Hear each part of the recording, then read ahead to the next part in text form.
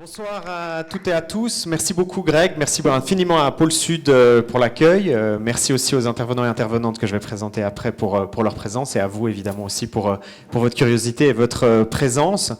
Donc ce soir, les séries TV, la grande guerre des plateformes, c'est un cours public qui s'inscrit dans un programme culture numérique qui a été lancé par l'Éprouvette, qui est le laboratoire sciences et sociétés de l'Université de Lausanne. Et un des objectifs de ce programme thématique, c'est de réfléchir à nos outils numériques, à leurs usages, et puis de nous donner aussi un peu des clés de compréhension, mais aussi peut-être des clés d'usage, je dirais presque, pour aussi un petit peu se les réapproprier, mieux les comprendre, mais aussi peut-être transformer nos usages, voilà, en tout cas réfléchir à ces outils numériques. Donc je suis David Javet, je suis médiateur scientifique à l'Éprouvette et je vais faire la modération ce soir. Ce soir, on a la grande chance d'avoir parmi nous Mireille Berton, qui nous vient donc de la section d'histoire esthétique du cinéma, qui aura l'occasion de se présenter aussi après, lors d'une présentation. Maëva Flayel de l'Institut de psychologie, de la faculté des sciences sociales et politiques. Colline Métraillé de la section des sciences du langage et de l'information de la faculté des lettres. Et puis Pierre-Adrien Irlet qui nous fait le grand plaisir et l'honneur d'avoir fait le trajet depuis Genève jusqu'à nous, qui est donc responsable du développement de la plateforme de streaming, justement, Play Suisse, lancé par la RTS et qui aura l'occasion de nous en donner peut-être un tout petit peu plus de détails sur son utilisation, ses usages et aussi ses objectifs. On a une soirée qui est relativement chargée. Les présentatrices intervenantes ont été généreuses, donc il va y avoir du beau contenu, en tout cas je l'espère, et des belles discussions. Ce qu'on a imaginé, c'est donc d'avoir d'abord un tempo en fait avec des présentations qui ont donc été préparées, puis après un temps de discussion entre nous, puis après passer à une prochaine présentation. Et donc voilà, un peu un mouvement un peu de balancier comme ça pour aussi pas tout de suite vous envoyer 3 présentations PowerPoint à la suite, mais au contraire aussi laisser un peu respirer les esprits entre chaque bloc. Et puis après, on aura un petit moment sur la fin de discussion un petit peu plus ouverte. Et puis évidemment, si vous avez des questions, n'hésitez pas à les poser.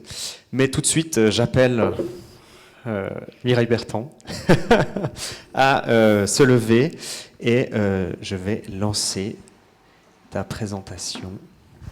Merci beaucoup David, merci à tous et à toutes d'être là ce soir. Alors j'aimerais parler avec vous de 3 questions, ou soulever 3 questions concernant la diffusion des séries sur des plateformes de streaming. D'une part, on entend beaucoup parler des plateformes de streaming et du fait qu'elles seraient une révolution dans l'histoire de la télévision. C'est un premier point que j'aimerais soulever. Le deuxième point que j'aimerais aussi aborder, c'est la question de la guerre des plateformes contre d'autres producteurs de contenu audiovisuel, mais aussi la guerre des plateformes entre elles, qui seraient comme ça en concurrence. Et puis j'aimerais soulever un troisième point qui est celui du binge-watching, qui consiste à visionner plusieurs épisodes à la suite en une seule traite.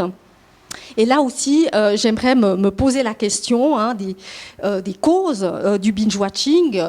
Je pars du principe que l'ergonomie de la plateforme, les modalités de diffusion, la politique éditoriale des plateformes de streaming ne sont pas les seules en cause, et que les qualités esthétiques, narratives des séries télévisées jouent aussi un rôle dans la production de ce qu'on appelle le binge-watching.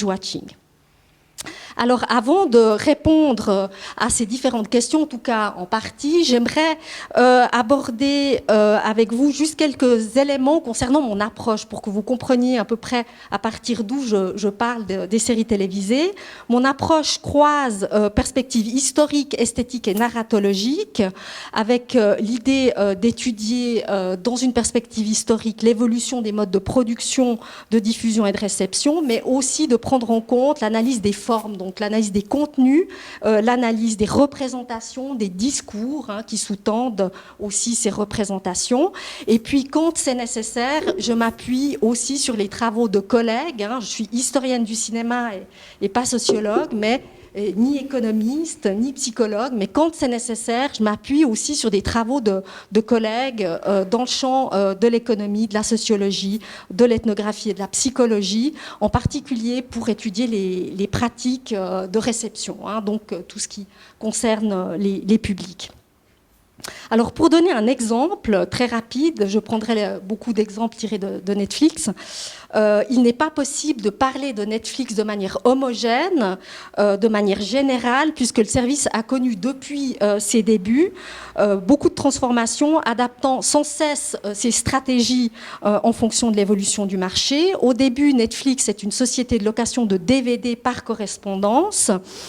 Et dès 2007, elle commence à mettre en ligne des vidéos accessibles d'abord à la demande et puis ensuite par abonnement. Et elle développe en parallèle un système de recommandations. Et au début, en fait, il s'agit surtout de détourner l'attention des clients de films qu'ils n'ont plus en stock.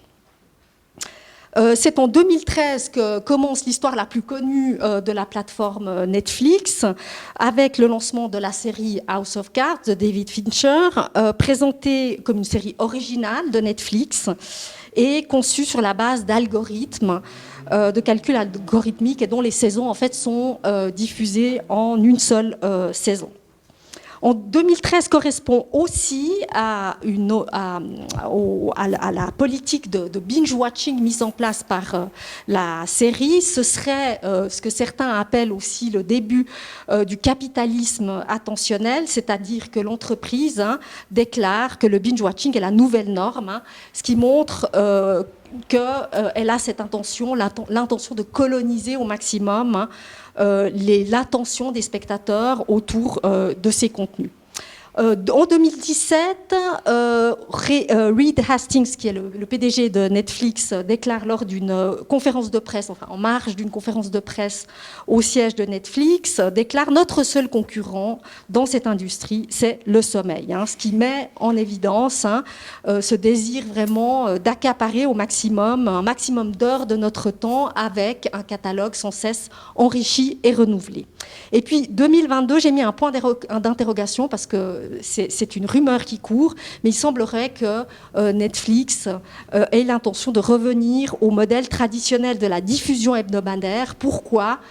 Parce que c'est le seul moyen de capter l'attention du public plus que 2 semaines. En gros, ce qui s'est passé avec The Witcher, c'est que la série est tombée dans l'oubli à partir d'un certain stade, puisqu'elle se perd aussi dans le magma de séries proposées, dans le flux continu de séries proposées, ce qui a aussi conduit Netflix à se surendetter, etc. Bref, on pourra y revenir. Alors, tout cela pour dire en fait que c'est important aussi d'historiciser, même si cette histoire de Netflix peut paraître un peu courte, mais elle s'est faite vraiment en plusieurs étapes et à chaque fois pour pouvoir aussi sortir son épingle du jeu, puisqu'elle a plusieurs fois frôlé la faillite. J'en viens donc au premier point et je commencerai par dire une chose assez simple: les plateformes n'ont pas révolutionné la télévision, c'est-à-dire que c'est plutôt la télévision qui a su se redéfinir avec la transition numérique, une culture numérique qui n'a pas signé l'arrêt de mort de la télévision linéaire traditionnelle, mais qui a conduit à une reconfiguration des modes de production, de distribution, de diffusion et de consommation. Internet n'est évidemment pas le seul facteur expliquant cette reconfiguration de la télévision, mais ce qu'on appelle ses affordances, c'est-à-dire ses potentialités en termes d'usage, ont sans aucun doute favorisé des modes inédits de distribution des contenus. Grâce au numérique et à Internet, les plateformes ont pu, par exemple, mettre au point le modèle économique de l'abonnement et le système de distribution non linéaire des contenus, les deux favorisant aussi une plus grande connexion entre les créateurs de contenus et les publics. Et puis, les plateformes aussi, aujourd'hui, Netflix contrôle en fait toute la chaîne de production, toutes les opérations qui vont de la production à la distribution, ce qui fait que Netflix, aujourd'hui, est devenu une sorte de major hollywoodienne un peu à l'ancienne, qui a opté pour le modèle de ce qu'on appelle l'intégration verticale. Les plateformes ont surtout permis de reconfigurer le modèle de la télévision comme fédératrice des membres d'une famille autour du poste de télévision et d'une grille de programmes prédéterminés pour laisser la place à d'autres modèles de consommation permis par la multiplication des chaînes, mais aussi la multiplication des supports de visionnement. Et l'un des changements majeurs les plus importants par rapport aux années 50, me semble-t-il, réside dans l'apparition de modes de visionnement plus individualisés, fait sur mesure en quelque sorte pour les consommateurs. Netflix, par exemple, propose une expérience personnalisée qui anticipe les besoins de l'amateur ou de l'amatrice de séries télévisées, qui devient, comme l'affirme Benjamin Campion, son propre programmateur ou sa propre programmatrice, qui est libre de définir sa propre ligne éditoriale, de consommer des séries au rythme qui lui convient, au moment qui lui convient, sans se soucier d'une éventuelle annulation de la série en cours de production. Alors, un des exemples les plus représentatifs de cette personnalisation des contenus, c'est précisément cette politique du sur-mesure qui consiste à proposer, comme le fait Netflix, des vignettes en fonction de certaines catégories génériques. Par exemple, si les abonnés aiment le film d'horreur, la romance, la science-fiction ou l'aventure, chacun recevra une proposition différente. Et là, vous avez l'exemple de Stranger Things, donc, qui nous propose vraiment une image adaptée à nos goûts. Toutefois, si les pratiques de visionnement, de diffusion et d'accès aux séries sont de plus en plus diversifiées, c'est important aussi de souligner qu'elles coexistent les unes avec les autres et que l'une ne prend pas forcément le dessus sur l'autre. Le visionnement d'une série selon la logique d'un rendez-vous planifié par une grille des programmes reste toujours d'actualité. J'en viens maintenant à mon deuxième point concernant la guerre des plateformes. Et je dirais là aussi, les plateformes ne se livrent pas forcément une guerre sans merci pour conquérir notre attention, mais occupent surtout des marchés qui sont complémentaires. La concurrence entre plateformes et entre autres acteurs de l'audiovisuel est plutôt la source d'une émulation créative qui contamine l'ensemble du paysage audiovisuel. Et donc, je dirais que plutôt que d'envisager les choses en termes de concurrence, il me semble plus productif de penser la diffusion des séries en ligne en termes de variété de services, puisque chacun de ces services ont une logique de production, de financement, de diffusion qui lui est propre, une logique de mise à disposition aussi d'un catalogue qui peut être linéaire ou non linéaire, une logique aussi de ciblage des publics. On ne peut pas, à mon sens, et M. Hirlet le confirmera tout à l'heure, comparer Play Suisse et Netflix, puisque ces deux services n'occupent pas du tout le même terrain et le même marché. Pour vous donner quelques exemples, certains services vont se battre pour attirer des annonceurs, d'autres vont viser des marchés de niche grâce à des abonnements, d'autres génèrent leur propre contenu pour ensuite vendre ces licences à d'autres services. D'autres encore s'inscrivent dans une structure économique plus large, on peut penser à Apple TV, ou d'autres suivent le principe du service public. Dans ce paysage qui est très diversifié, seuls quelques services haut de gamme vont avoir une influence sur la manière dont s'organisent les marchés. C'est le cas de Netflix, mais beaucoup de ces services ne sont pas en concurrence directe. L'argument qui voudrait, par exemple, que Disney+ ait l'ambition d'éradiquer Netflix, c'est faux. Ils cohabitent entre eux, ils cohabitent avec entre eux évidemment des points de convergence, des points de contact sur certains secteurs, notamment les films pour enfants. Par ailleurs, Netflix n'est pas destiné à gagner tous les marchés et à faire disparaître tous les autres. La société opère aujourd'hui à une échelle globale, tout en intégrant les marchés nationaux, ce qui lui permet d'occuper à chaque fois une place différente en fonction des marchés. Aux États-Unis, elle a une place, je dirais pas du tout marginale, mais elle n'est qu'un complément à une offre liée à d'autres services multicanaux et d'autres bundles numériques, comme on dit. Et j'en viens maintenant au binge-watching.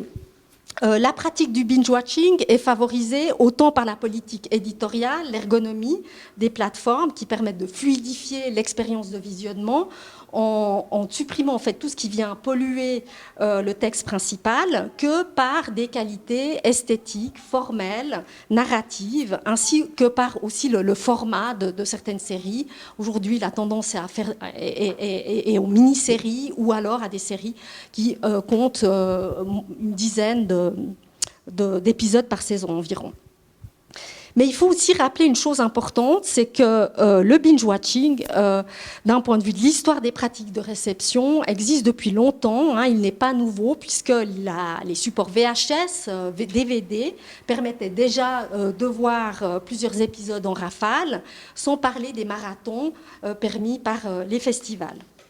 Par ailleurs, le binge-watching est une pratique plutôt rare. En tout cas en France, c'est ce que montre une étude qui a été menée par des sociologues en 2017, une étude relativement récente, Glevarec et Combe, et qui contredit en tout cas les études qui sont menées aux États-Unis. Netflix a ses propres chiffres, sans donner vraiment la source. Netflix continue à dire que plus de la moitié de ses abonnés fait du binge-watching. Alors, cette étude de 2017, qui a été menée auprès de 2500 personnes représentatives de la population française adulte, montre que le binge-watching est une pratique parmi d'autres, puisqu'on regarde encore des séries en synchronie, en particulier lorsqu'une nouvelle saison est diffusée sur les chaînes télévisées. Il donne le chiffre suivant, seul 1/10 des personnes interrogées binge-watch. Alors comment expliquer ce chiffre assez faible ? Il donne plusieurs raisons. D'une part, l'attachement au rendez-vous télévisuel qui s'inscrit comme ça dans une sorte de rituel quotidien, la hantise du spoiler, le binge-watching ayant un impact sur les échanges avec les autres, et puis aussi le caractère chronophage du binge-watching, puisque que l'on a tendance à réserver plutôt aux vacances ou au week-end, puisque la série est vraiment, en tout cas l'épisode de série télévisée, est une forme assez courte qui s'inscrit très facilement dans le quotidien, dans un temps choisi et interstitiel, entre deux activités. Et puis ensuite, je dirais, ce que j'appellerais le degré de binge-watchabilité joue aussi un rôle. Certaines séries se prêtent mieux que d'autres, selon une distinction établie par les personnes qui ont été interrogées et qui disent qu'il y a certaines séries qui se dégustent, qui se savourent, donc qui impliquent une vision plutôt lente, plutôt attentive, et des séries qui se consomment, justement, des séries qui sont plutôt plus légères, on va dire, comme des sitcoms qui peuvent être vues de manière plus fragmentée, voire plus frénétique. Alors, un dernier point sur lequel j'aimerais insister avant de peut-être venir sur la question des contenus, il me semble important d'éviter le déterminisme technologique. Donc, c'est vrai que les séries, aujourd'hui en tout cas, pour certaines plateformes, sont pensées spécifiquement pour le visionnage multi-épisodique, sur des plateformes dont l'ergonomie facilite l'enchaînement des contenus, tout en répondant aux nouvelles normes aussi de contrôle des téléspectateurs. C'est ce que montrera Maëva tout à l'heure après moi, et c'est effectivement tout à fait juste. Mais d'un point de vue des éléments qui favorisent le binge-watching, les qualités narratives des séries jouent aussi un rôle, ainsi que des stratégies d'implication des spectateurs dans l'univers fictionnel qui permettent en fait l'engagement, la fidélisation des publics. Alors j'aurais plutôt tendance à utiliser ces termes plutôt que de binge-watching.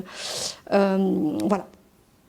De manière donc générale, il me semble important de ne pas accorder trop d'importance à la technologie et surtout de croiser en fait les données. Bon, ça c'est un petit détail.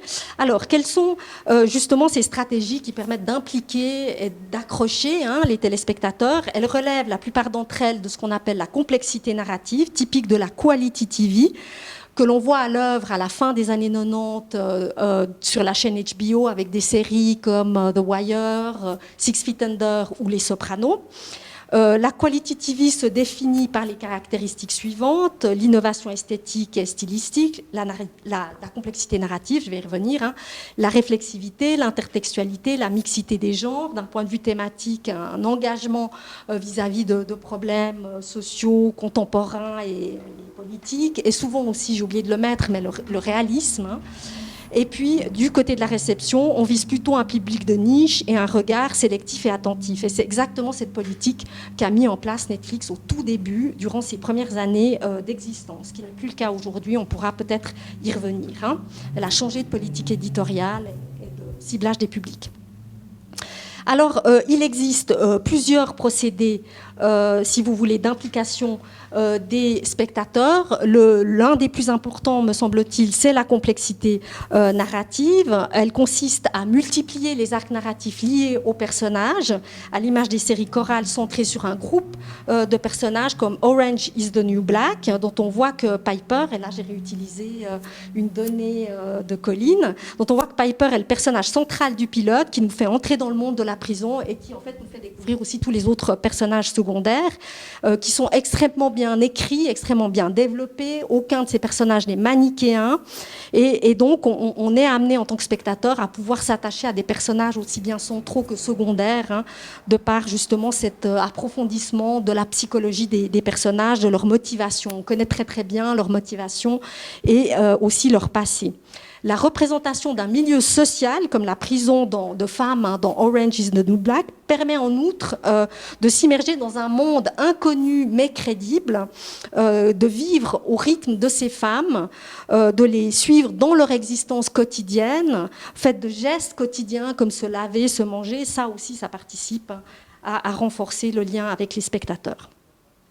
Un autre élément qu'on peut mettre en évidence, ce sont toutes les structures narratives non linéaires, avec l'emboîtement de différentes strates temporelles présentes par exemple dans les séries de science-fiction qui permettent précisément d'approfondir la psychologie des personnages, de connaître davantage de choses sur les personnages. Alors je pense à la série Dark, qui est une série de science-fiction, une série allemande dont l'intrigue entrelace 3 périodes, 2009, 1986 et 1953, les personnages apparaissant à des âges différents. Et puis la série aussi 13th Reason Why, qui utilise un procédé plus simple de délinéarisation narrative, qui est le flashback. Hein, on peut aussi penser au flash forward d'ailleurs. Et vous connaissez cette série peut-être, hein, c'est une série qui raconte l'histoire d'une jeune fille, Anna, décédée au début du récit et dont on découvre à travers des flashbacks, on découvre le vécu, alors que la narration en voix-over provient de cassettes qu'elle a enregistrées qui expliquent les raisons de son suicide. L'hybridité narrative est un autre élément aussi intéressant à souligner, c'est-à-dire le mélange hein, des genres au sein de récits qui vont combiner action et mélodrame, avancée narrative d'un côté et suspense de l'autre, l'hybridité générique présentant en tout cas l'avantage de plaire à un très large public. Dans ce registre, on peut évoquer le recours au code du soap opéra, propre au feuilleton, qui accorde une importance aux relations, aux émotions des personnages.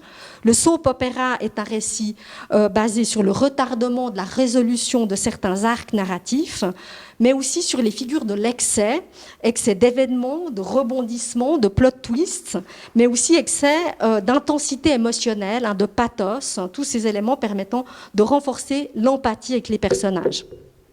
Des comédies comme Master of None abandonne en partie le rire au profit des codes du drame et du mélodrame, ce qui permet de créer un lien d'intimité plus fort avec les personnages. Cette orientation vers la dramedy est une conséquence directe de la diffusion de contenu en streaming, puisque avec la liberté de visionnement, le principe d'articulation étroite entre les séries et le quotidien des usagers disparaît. Alors que les séries des années 90, si vous vous souvenez de Friends, cherchaient à intégrer le spectateur à travers le rire et la diffusion des épisodes en fonction du temps social, du temps conjoncturel, les séries d'aujourd'hui ne suivent plus le calendrier de la vie sociale. Et donc cet affaiblissement de l'alignement chronologique du récit avec le temps social oblige à trouver d'autres solutions pour créer ces liens d'intimité avec les spectateurs. Et Netflix, qui a plus d'un tour dans son sac, encourage grandement la consommation en tant qu'expérience partagée, en connectant son offre avec la réalité des utilisateurs. Hein. Je donne un seul exemple, c'est pendant la Saint-Valentin de 2017, la firme a lancé une campagne dite d'infidélité, expliquant grâce à une étude que 48% des couples aux États-Unis trompent leur partenaire en regardant des épisodes d'une série normalement regardée à deux. Netflix organise aussi son catalogue de manière à suggérer, en tout cas aux États-Unis, je ne sais pas si c'est le cas en Europe, mais on pourra peut-être y revenir, de manière à suggérer les classiques d'Halloween au moment d'Halloween, les films de Noël à Noël ou les films primés en lien avec les grands festivals de films. J'en viens maintenant à d'autres éléments qui permettent aussi d'intégrer le spectateur dans l'univers fictionnel et de favoriser, si vous voulez, le binge-watching. L'usage très fréquent du cliffhanger, qui n'est vraiment de loin pas nouveau puisqu'il existe depuis les débuts de la sérialité narrative. L'adresse directe au spectateur, j'ai donné comme exemple House of Cards, donc quand un personnage s'adresse directement au spectateur et brise le quatrième mur, ou alors lorsqu'il s'adresse au spectateur en voix-over. La réduction du principe de la répétition, là aussi, pensez à Game of Thrones, qui est une sorte de long récit épique découpé comme une sorte de long film qui est découpé en plusieurs fragments que l'on regarde à la suite. Game of Thrones, c'est vraiment plus dans l'ellipse que dans la répétition. C'est même en fait, il n'y a pas assez de répétition, à mon sens. Voilà. Et puis, un autre élément, c'est la polysémie, l'ambiguïté, l'ouverture interprétative, quand le texte est ouvert. Et puis, les génériques aussi sont très intéressants à observer sur les plateformes de streaming. Soit ils sont très, très courts, très elliptiques et très, très sommaires, soit ils sont très élaborés d'un point de vue esthétique et stylistique. Ils sont pensés comme une sorte de séquence autonome, comme un petit film dans le film, qui présente un intérêt en soi, qui est presque complètement distinct de l'ensemble du texte qui compose l'épisode. Ma conclusion, c'est la suivante. Le binge-watching n'est qu'une modalité parmi d'autres. Elle coexiste avec d'autres manières de consommer les contenus télévisuels. Les comportements des publics sont toujours beaucoup plus complexes et variés qu'on ne le pense. Et puis, les contenus, les usages ne sont pas forcément guidés uniquement par le contenu proposé et par l'ergonomie des plateformes. Bien sûr, ce sont des éléments qui jouent un rôle, mais il y a d'autres facteurs à prendre en ligne de compte. Voilà, merci pour votre attention.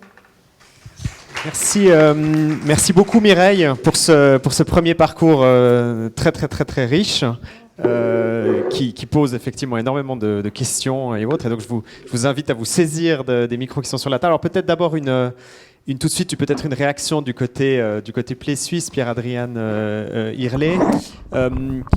Alors, je ne sais pas à quel point vous étiez là, vraiment présent lors de la conception, lors de l'origine et du développement de la plateforme, mais est-ce que ces éléments-là qui ont été présentés, ces éléments donc liés à la conception non seulement de la plateforme, mais aussi au type de contenu qui sont idéaux à avoir sur une plateforme de streaming, est-ce que c'est quelque chose qui a été discuté ou pas, ou au contraire on est vraiment dans un modèle qui est complètement différent? Est-ce qu'il y a eu tout un processus peut-être d'observation des plateformes, alors peut-être tu n'aimerais pas que je dise concurrentes, mais voilà, des autres propositions de streaming, ou alors au contraire l'idée c'était de faire de Play Suisse quelque chose de réellement original et de proposer quelque chose d'autre? Alors, bonsoir à tous tout d'abord, très heureux d'être ici et merci pour cette présentation super intéressante. Donc pour peut-être donner quelques informations, j'étais là à l'origine effectivement de la création de Play Suisse, puisque c'est pour faire l'avant-projet de Play Suisse et étudier justement le projet potentiel que ça aurait pu devenir, que j'ai rejoint la SSR.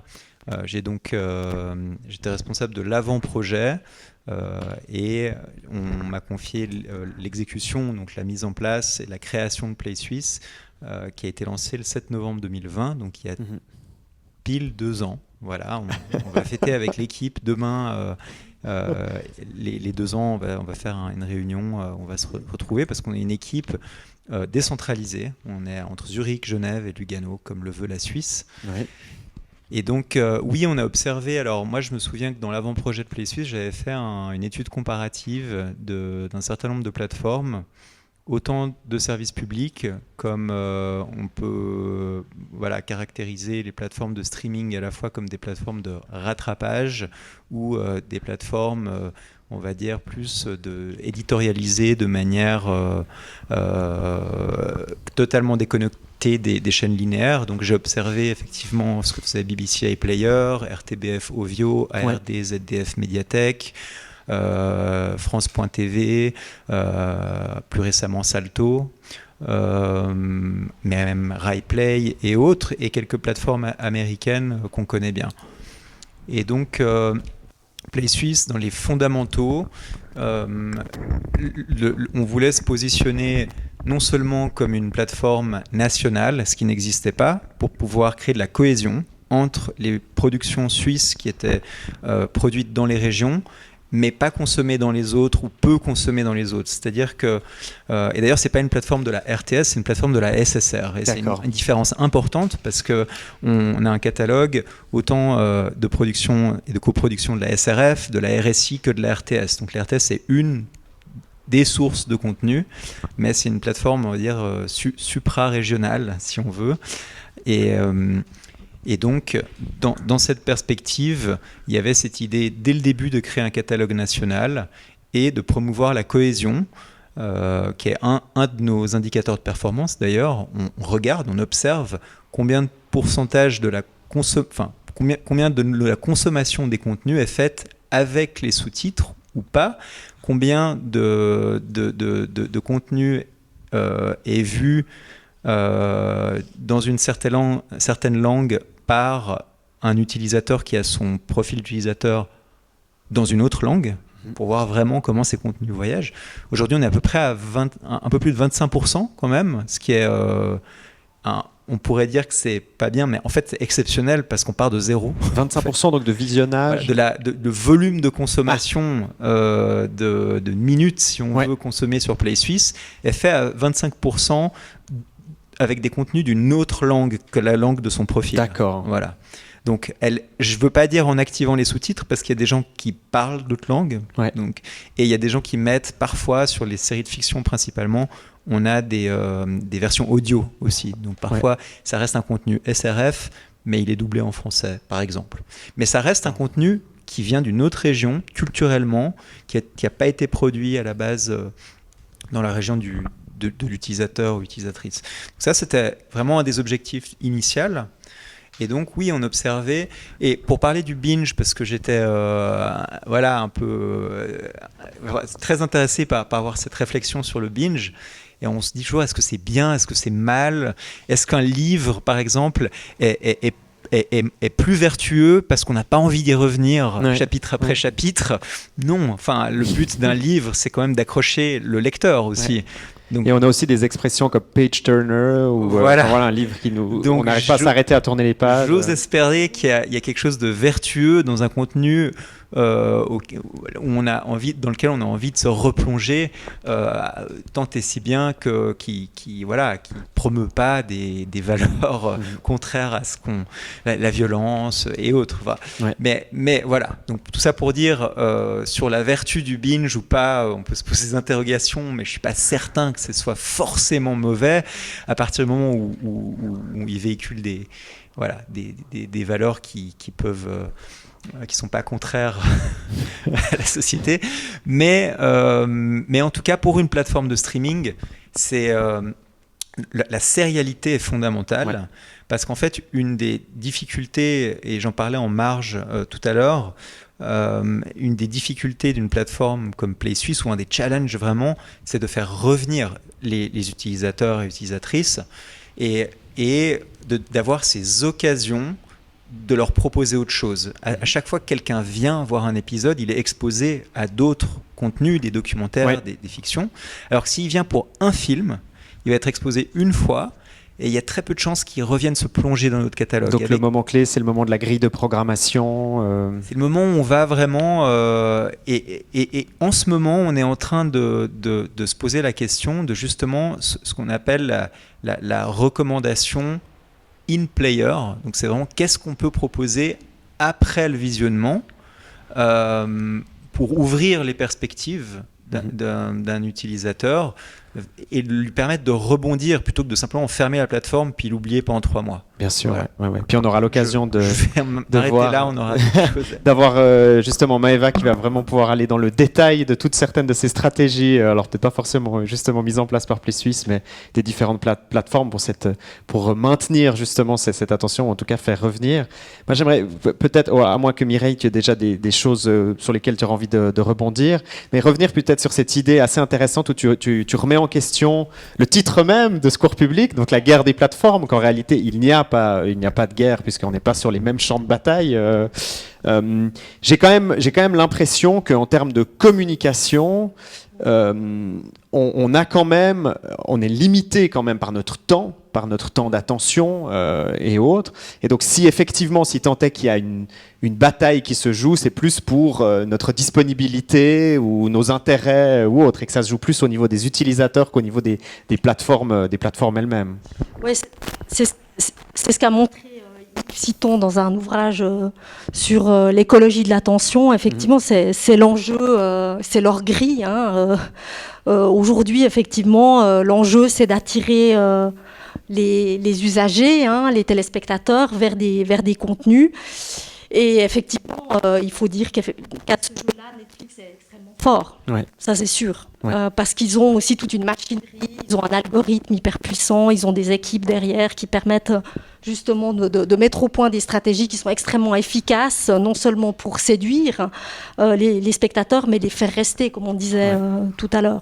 Et je pense qu'il y a aussi une dimension, à mon sens, alors que ta présentation a très très bien montré, mais aussi un petit peu laboratoire, où on a tellement de propositions, tellement de variations, tellement de diversité. On avait eu l'occasion aussi d'en discuter, mais en réalité, bon, tu t'es beaucoup accroché sur le modèle Netflix, mais rien que, voilà, on pourrait le faire aussi sur énormément de modèles différents. Et donc, aussi en termes de consommation, en fait, il y a une offre à l'heure actuelle qui est... Mais qui dépasse la demande. Il y a aussi ça, c'est qu'on arrive à un stade où il est très difficile de naviguer dans cette offre et de faire des choix.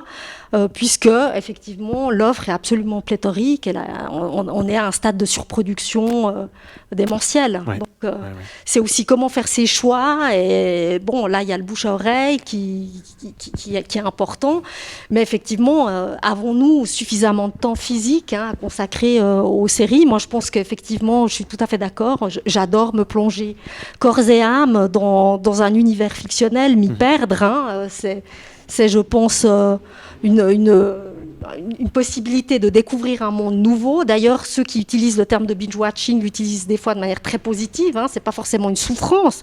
Certains parlent de marathon. C'est un exploit sportif. Le binge-watching, non, pour certains, c'est vraiment, ils utilisent ces métaphores-là et c'est valorisant pour beaucoup de personnes parce que ça permet aussi de développer une connaissance approfondie d'un univers, des compétences aussi d'analyse de l'image, d'analyse du récit. Voilà, je pense que c'est important aussi de le dire. Cette richesse, elle est aussi là. Oui, tout à fait. Peut-être juste aussi pour rebondir, c'est que je pense, on nous l'expliquera peut-être après, mais je pense que voilà, ce genre de comportement, il y a toujours une partie de la population des usagers qui sont sujets à des pathologies liées. Ça peut être la bouffe même, ça peut être l'alcool, et en fait, toutes ces choses tant qu'elles sont modérées et maîtrisées, elles ne sont pas mauvaises. Et je pense que voilà, si ça ne tombe pas dans un comportement pathologique, ça peut aussi être une richesse exceptionnelle de plonger dans un univers. C'est une transition parfaite pour que je puisse donner la parole à Maëva Flayel, qui va donc nous rejoindre pour sa présentation, donc à elle, qui nous fait aussi le plaisir d'être parmi nous et de nous préparer justement un compte-rendu notamment de ces recherches actuelles. Voilà, donc je te donne la parole, Maëva, merci. Bonsoir à tous, je suis ravie d'être là avec vous ce soir. Alors, moi je suis docteur en psychologie, donc par définition, je m'intéresse à la compréhension de la psyché et de la conduite humaine. Et je suis actuellement chercheuse en cyberpsychologie. Alors la cyberpsychologie, c'est vraiment tout ce pan de la psychologie qui s'intéresse à notre conduite et notre comportement en lien avec l'utilisation des nouvelles technologies et donc de toutes ces technologies numériques qui font notre quotidien aujourd'hui. Et mon objet de recherche spécifique dans ce domaine qui est relativement large, c'est justement la question de l'utilisation problématique, voire addictive, de ces nouvelles technologies. Et dans ce contexte, ma thèse de doctorat, justement, a porté précisément sur l'exploration des processus psychologiques qui sous-tendent des conduites de binge-watching d'épisodes de séries télé, qu'elles soient potentiellement intenses mais tout à fait saines et non problématiques, ou alors vraiment problématiques, dérégulées, avec des aspects de perte de contrôle et associés à des conséquences négatives dans la vie de la personne, par exemple. Alors, toute cette ligne de recherche autour de la compréhension des mécanismes qui sont impliqués dans le binge-watching d'épisodes de séries télé, je continue à la développer, je continue à travailler là-dessus dans le cadre de mes activités de recherche postdoctorale aujourd'hui. Et un axe vraiment de recherche que nous développons récemment est justement la question de l'influence de ces plateformes de streaming, dans le sens que eh bien voilà, comment est-ce que l'architecture technologique de ces plateformes, comment est-ce que leurs caractéristiques de conception, comment elles sont designées, leurs caractéristiques structurelles finalement, vont pouvoir potentiellement faciliter, voire encourager des comportements de binge-watching. Et en lien avec cela, j'aimerais vous présenter très brièvement les résultats d'une étude que nous avons développée récemment sur la question et dans laquelle on a cherché d'abord à identifier quelles étaient ces caractéristiques de conception qui peuvent avoir à un moment donné une certaine pertinence pour les comportements de binge-watching, en réalisant un certain inventaire quelque part, et puis sur cette base, eh bien, d'essayer de comprendre par quel mécanisme psychologique ces différentes caractéristiques pertinentes vont venir mettre à l'épreuve notre capacité d'autorégulation dans notre comportement de visionnage et ainsi favoriser des comportements de binge-watching. Alors, pour cela, comment on a fait ? Eh bien, on a sélectionné un échantillon de 7 plateformes de streaming qui proposent des séries télé. Et cette plateforme de streaming qui était classée comme étant les plus populaires en 2021, selon le site Statista. Donc, vous voyez qu'on a Netflix, que je n'ai pas besoin de vous présenter, Prime Video, donc le service d'Amazon, Disney+, qui a été lancé en 2019, Apple TV+, lancé en 2019 aussi, si je ne me trompe pas, et dont la stratégie marketing principale est de cibler justement les utilisateurs des produits Apple. On avait aussi Acorn TV, qui est arrivé en 2013 et qui est une plateforme qui va offrir la possibilité de visionner des titres populaires en provenance du Royaume-Uni. On avait aussi Crunchyroll. Alors, je ne sais pas si vous connaissez Crunchyroll, mais c'est une plateforme qui est spécialisée dans les contenus sériels et mangas et qui va vous offrir la possibilité de visionner du contenu en provenance du Japon dès le lendemain de sa diffusion dans le pays. Et puis, notre dernière plateforme, c'était Peacock. Peacock qui est arrivé en 2020 et qui diffuse principalement des titres de célèbres chaînes télé américaines. Alors, malheureusement, comme vous pouvez le constater, on n'a pas dans cet échantillon des plateformes comme HBO Max, CBS All Access ou Hulu, tout simplement parce que, en dépit de nos efforts, nous n'avons pas réussi à accéder à ces plateformes depuis la Suisse, même avec des tentatives de connexion VPN. On a eu des difficultés, donc c'est une limitation à cette étude, parce que, évidemment, ces autres plateformes étaient aussi classées comme étant les plus populaires à l'époque. Alors, on s'est intéressé à ces 7 plateformes de streaming et ce qu'on a fait, c'est qu'on a réalisé un audit descriptif dans lequel 2 chercheurs indépendants sont venus utiliser minutieusement ces plateformes et sont venus rapporter de façon systématique dans une grille d'observation chaque caractéristique de conception, chaque aspect structurel, technologique qui pouvait avoir une pertinence pour les comportements de binge-watching.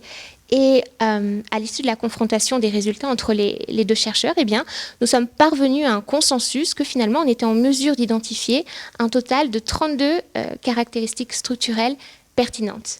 Alors, des caractéristiques qui étaient communes à l'ensemble de ces plateformes, bien sûr, mais aussi des caractéristiques qui pouvaient être plus spécifiques, singulières à certaines d'entre elles. Et comme vous pouvez le constater ici, eh bien, certaines de ces plateformes présentaient plus de ces caractéristiques structurelles que les autres. Ici, en tête de classement, on a Netflix, suivi par Prime Video et Disney+. Alors, comme dit plus tôt, hein, l'objectif dans cette étude pour nous, c'était vraiment d'essayer de comprendre par quels mécanismes psychologiques, finalement, ces différentes caractéristiques structurelles venaient opérer et pouvaient venir encourager, faciliter des comportements de binge-watching. Et pour pouvoir essayer de répondre à cette question, ce qu'on a fait, c'est qu'on est venu catégoriser ces caractéristiques. On a réalisé une classification de ces caractéristiques structurelles, tout simplement en fonction du type de mécanisme psychologique potentiellement impliqué, en venant s'appuyer sur les grandes théories existantes de la régulation du comportement humain et de l'apprentissage par renforcement. Alors forcément, par contrainte de temps, hein, je vais vous présenter seulement les plus exemplaires, disons les plus parlantes pour chacune de ces catégories.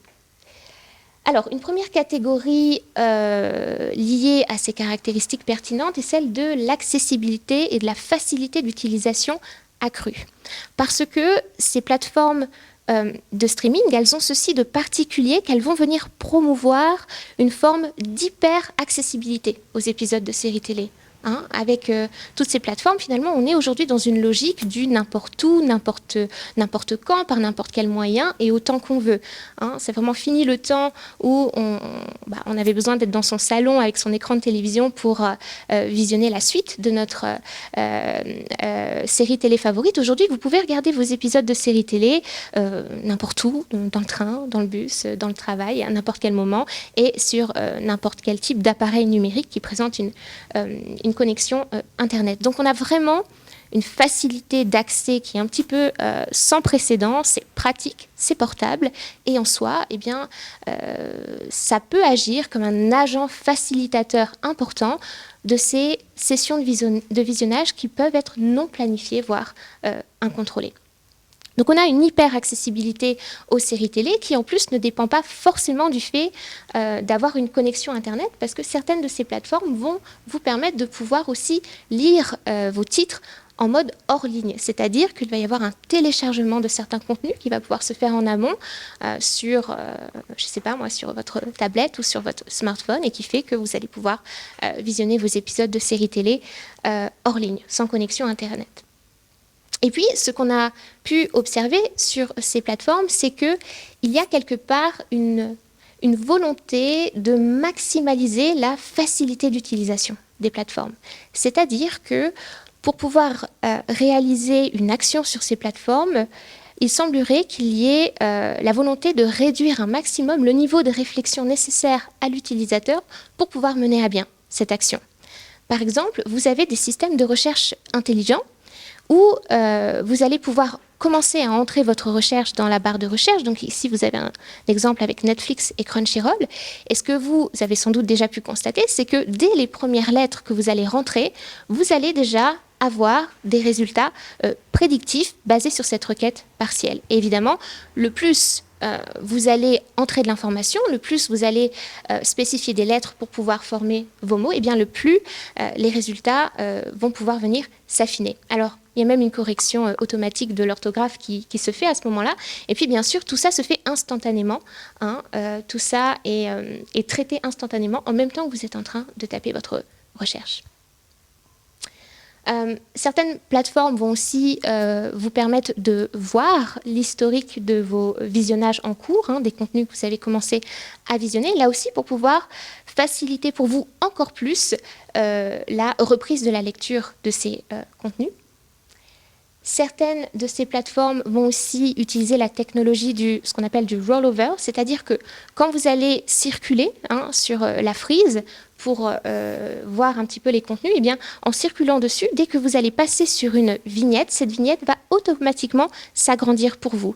Et avec l'agrandissement de cette vignette, ce qui va se passer, c'est que la bande-annonce va entrer en lecture automatique. Alors, vous n'avez vraiment rien fait pour, mais c'est juste parce que vous passez dessus que les choses se déclenchent. Et alors, la vignette s'agrandit et vous allez avoir une série de pictogrammes qui vont s'afficher, qui vont vous permettre de pouvoir effectuer des actions pertinentes. Hein. Par exemple, le bouton lecture, hein, si vous avez envie de lancer la console de visionnage parce que vous avez envie de découvrir le contenu en question, ou alors le petit bouton plus, oui, que vous voyez sur la droite, qui va vous permettre, par exemple, de placer ce contenu en wishlist, en liste de favoris, pour pouvoir le regarder plus tard. Parce que, effectivement, la totalité des plateformes analysées dans notre étude présente donne la possibilité à l'utilisateur de pouvoir placer du contenu, des titres en liste d'attente, quelque part, en liste de favoris. Et ici, l'idée, c'est vraiment de permettre à l'utilisateur de pouvoir placer ses contenus dans une rubrique personnelle pour pouvoir faciliter le fait pour lui de retrouver ensuite ses contenus et de pouvoir les visionner. Donc, on a vraiment une volonté de faciliter un maximum les choses pour l'utilisateur et de faciliter surtout son accès au visionnage des épisodes de séries télé. Donc, il y a cette facilité d'utilisation. Et ce qu'on retrouve aussi sur ces plateformes, c'est une volonté de vous aider à aller plus vite, quelque part dans le visionnage. C'est-à-dire que si vous le souhaitez, certaines de ces plateformes de streaming vont vous permettre de sauter quelques étapes pour aller plus vite dans la consommation d'un épisode. Par exemple, vous allez avoir sur certaines d'entre elles la possibilité d'ignorer l'introduction d'un titre, d'ignorer le générique. C'est très simple. Au niveau du lancement de l'épisode, vous avez ce petit bouton où il est écrit « Ignorer l'introduction » sur Netflix, là. Et il suffit de cliquer dessus et alors vous pouvez découvrir plus rapidement l'épisode en question. Sur toutes les plateformes analysées, eh bien, à chaque fois, la console de visionnage vous permet d'accéder aussi à une fonction de saut avant ou saut arrière. Et ça, c'est une fonction qui, par exemple, vous permet de pouvoir faire un saut en avant de 10 secondes dans la lecture de l'épisode. Imaginez, vous êtes en train de visionner votre épisode et puis vous êtes sur un moment ou une scène qui est un tantinet longué. Et bien voilà, vous pouvez faire un saut en avant de 10 secondes et puis alors vous allez pouvoir avancer plus rapidement si vous le souhaitez. Et enfin, et ça c'est une autre fonctionnalité pertinente par rapport à cela, il y a aussi la lecture accélérée. Alors ça, c'est une fonctionnalité qui, sauf erreur de ma part, existe seulement sur Netflix à l'heure actuelle et qui vous permet de pouvoir visionner votre épisode de série télé en lecture accélérée. Donc comme vous pouvez le voir sur l'exemple ici, vous avez plusieurs vitesses différentes et puis vous pouvez sélectionner celle qui vous convient le mieux. Et ça, c'est vraiment une fonctionnalité, par exemple, qui peut vraiment faciliter pour vous la complétion du visionnage d'une saison entière d'épisodes de séries télé, si à un moment donné, vous avez des raisons de vouloir achever de visionner cette saison plus rapidement. Alors, une deuxième catégorie liée à ces caractéristiques pertinentes est la variabilité de la récompense. Alors, la variabilité de la récompense, on sait de travaux menés en psychologie expérimentale qu'on va pouvoir renforcer, rigidifier, voire stéréotyper certains comportements si la récompense associée à ces comportements est imprévisible. D'accord ? Et qu'on ne va pas pouvoir réduire cette imprévisibilité avec l'expérience. Donc ça, c'est vraiment quelque chose qui va favoriser le développement et le maintien de comportements de type dépendant, voire persévérant. Un exemple très simple et qui est parlant, c'est le jeu d'argent avec les machines à sous. Bien voilà, étant donné que le fait de gagner est totalement imprévisible et totalement aléatoire dans les machines à sous, c'est ce qui fait que pour un certain nombre de personnes, on va persévérer, même si je viens de perdre 3 000 € au jeu, je vais quand même encore tenter le prochain coup, parce que peut-être que le prochain coup, c'est le bon. Alors, ce type de programme de renforcement à rapport aléatoire, quelque part, on le retrouve aussi un petit peu dans ces plateformes de streaming. Par exemple, sous forme du défilement infini. Le défilement infini, c'est ce qu'on appelle aussi le infinite scrolling. On a ça également sur les sites de réseaux sociaux. C'est cette fonctionnalité qui fait que quand vous faites défiler le contenu, alors ça va plutôt être comme ça, par exemple sur Netflix, eh bien vous allez avoir une sensation d'illimité, une sensation d'infini, c'est-à-dire que ça ne s'arrête jamais. Alors c'est juste une illusion, bien sûr qu'il y a une finitude au niveau des contenus qui sont proposés, ils sont juste systématiquement remis à la chaîne, mais disons qu'avec cette illusion d'infini, cette illusion d'illimité, ce qui se passe dans l'esprit de l'utilisateur, c'est qu'il y a toujours la promesse d'une récompense possible. C'est-à-dire qu'au bout d'un moment, je vais peut-être finir par tomber sur quelque chose qui va capter mon intérêt. La variabilité de la récompense, on le retrouve aussi avec les notifications.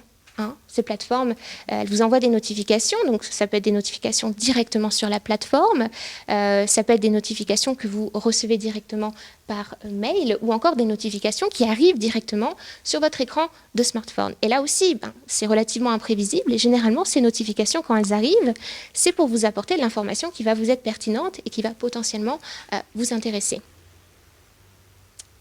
autre aspect lié à cette imprévisibilité et variabilité de la récompense, c'est la lecture automatique de bandes-annonces. Alors ça, c'est plutôt sur Netflix qu'on trouve ça.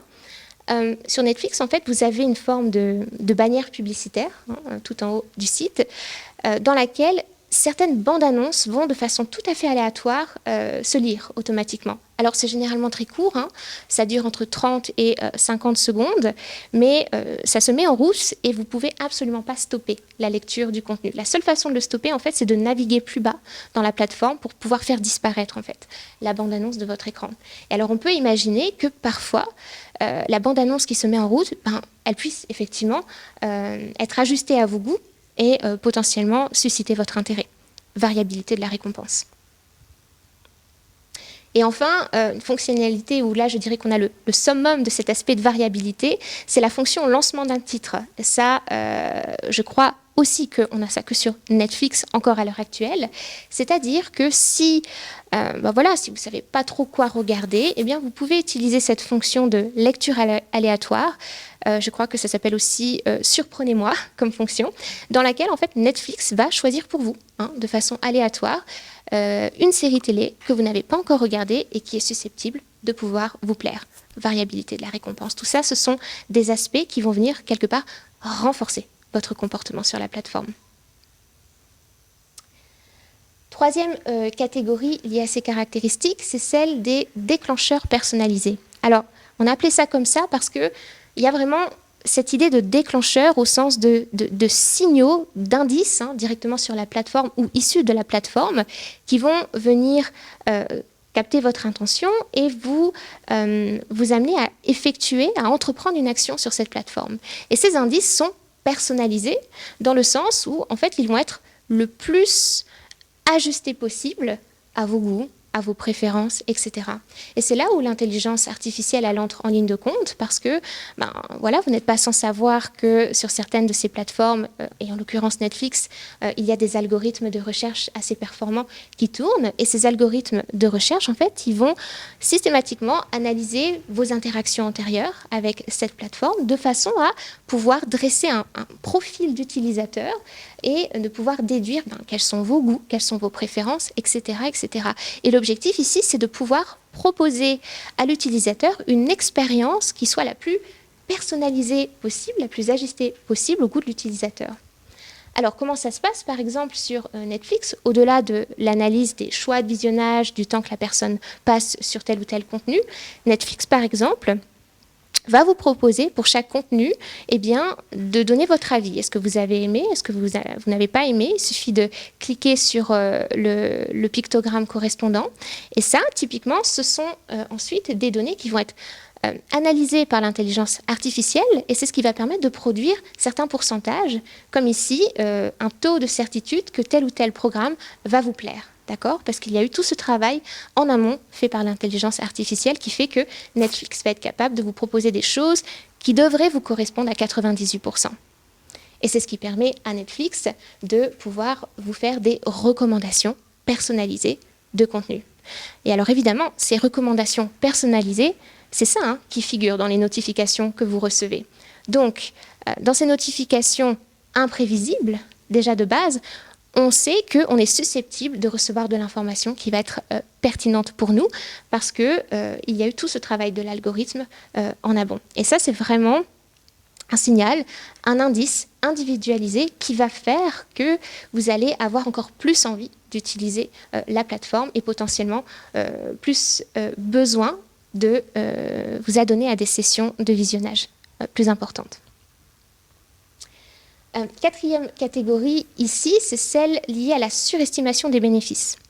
Alors parce que, effectivement, si à un moment donné un individu va favoriser le fait de faire du binge-watching sur des plateformes de streaming par rapport à d'autres activités, c'est parce que cette activité a une valeur subjective pour lui qui va être plus élevée, voire surélevée, d'accord ?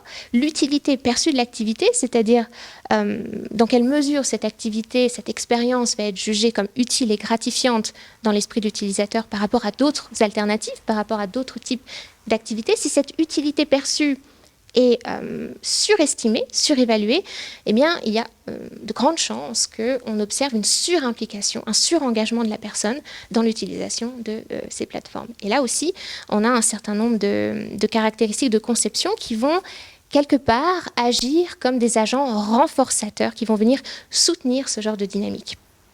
Par exemple, on sait qu'il y a une certaine utilisation des graphismes et des sons dans ces plateformes de streaming qui vont venir faciliter votre immersion dans le visionnage. Si vous observez bien, généralement les couleurs qu'on voit sur ces plateformes, c'est plutôt dans les tons noirs, dans les tons rouges, et ça rappelle vraiment cette ambiance feutrée qu'on va retrouver au cinéma. Et puis, il y a aussi l'utilisation d'accroches sonores et visuelles qui vont également être très très efficaces pour quelque part disposer l'utilisateur à vivre une expérience qui va être gratifiante, qui va être plaisante. Je pense que ça va vous parler, ce fameux tadam de Netflix avant le lancement de chaque épisode. Ça, clairement, on peut vraiment parler ici d'un signal qui vous conditionne à chaque fois à vivre une expérience qui va vous être plutôt agréable et satisfaisante. Et donc ça, c'est très positif pour la plupart des personnes qui vont s'adonner à ces activités, mais on peut imaginer que ce type de caractéristiques-là, ce type de signaux, ça peut aussi faciliter des mécanismes de renforcement, cette fois qui vont être plus négatifs, dans lesquels en fait les personnes, un certain profil de personnes vont rechercher la même immersion, les mêmes aspects, mais pas seulement pour éprouver des émotions positives, peut-être juste pour réduire, je ne sais pas, par exemple un état anxieux, des états de stress très importants, un état dépressif, etc. Et alors là, on est vraiment dans un autre cas de figure où on peut avoir une personne qui va développer des biais cognitifs, des croyances dysfonctionnelles et qui va dire bah oui, effectivement, je suis continuellement en train de retourner à mon visionnage d'épisodes de séries télé sur ces plateformes de streaming, mais c'est parce que il n'y a que sur cette plateforme, il n'y a que dans cet espace-là que je vais éprouver des émotions positives parce que la personne est profondément dépressive, par exemple, dans sa vie. Donc là, on a des caractéristiques de conception qui peuvent quelque part avoir une pertinence par rapport à cela. On a d'autres caractéristiques de conception qui peuvent aussi entrer en ligne de compte par rapport à cet aspect de renforcement négatif, cette fois en prenant plus en compte les facteurs sociaux. Ce qui est intéressant d'observer sur ces plateformes, c'est qu'on va avoir, pour la plupart d'entre elles, une information sur les tendances actuelles. Alors ça, c'est généralement vraiment mis en évidence sur ces plateformes. Vous avez même sur Netflix le fameux Top 10, c'est mis à jour quotidiennement, je crois.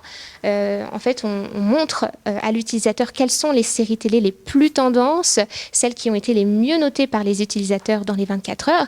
Et si on a un individu qui est en prise à ce qu'on appelle des anxiétés de ratage, c'est-à-dire une personne qui a peur que les autres aient des expériences gratifiantes et pas lui, eh bien, si on a des individus qui éprouvent ce genre d'anxiété, on peut imaginer que ce type de caractéristiques puisse avoir une pertinence particulière pour ces personnes, puisse les inciter quelque part à consommer tous ces contenus qui sont recommandés. Parce que la pratique du visionnage d'épisodes de séries et la pratique du binge-watching, c'est aussi quelque chose qui est très social. Ça, les études le montrent. C'est vraiment un phénomène social au sens où c'est un sujet de conversation avec vos amis, c'est un sujet d'intégration aussi communautaire. Et ça, les plateformes l'ont bien compris aussi. Dans certaines de ces plateformes, vous avez par exemple la possibilité de regarder un contenu ensemble, en groupe, instantanément. Et vous avez aussi des fonctionnalités comme des forums, des chats, des salons de discussion où vous pouvez échanger en direct ensemble pour visionner un certain type de série télé.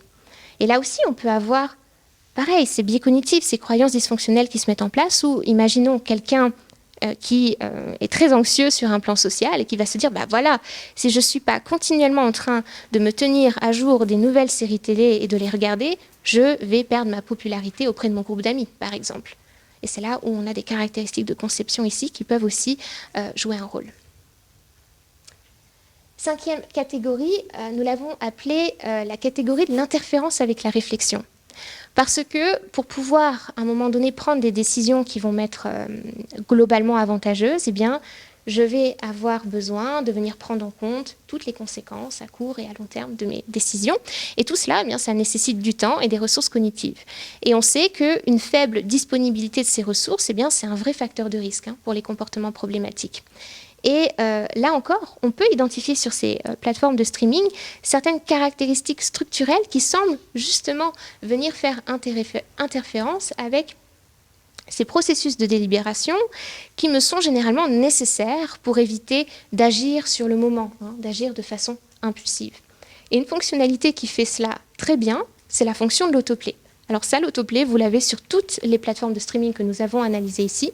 C'est ce système qui fait que l'épisode suivant va se lancer automatiquement au bout d'un certain laps de temps. Alors ça varie en fonction des plateformes, mais c'est très court, ça va de 3 à 10 secondes, ce qui fait que ça vous laisse très très peu de temps finalement pour réagir et empêcher la lecture automatique de l'épisode suivant. Et ça, c'est vraiment une fonctionnalité qui vient mettre à rude épreuve votre capacité d'autocontrôle, parce que voilà, vous vous êtes resté sur le cliffhanger de l'épisode précédent, alors c'est très difficile à un moment donné de résister à l'envie de découvrir la suite et de laisser la suite s'enchaîner.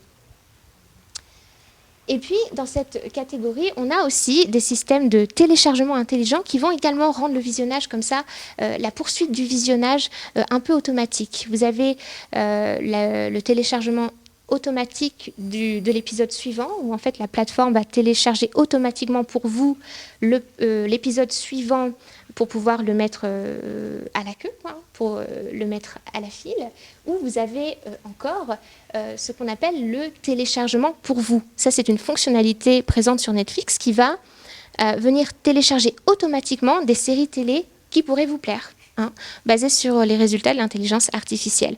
Ce sont des choses qui se font automatiquement et qui, bien sûr, viennent complètement interférer avec vos processus de délibération, quelque part.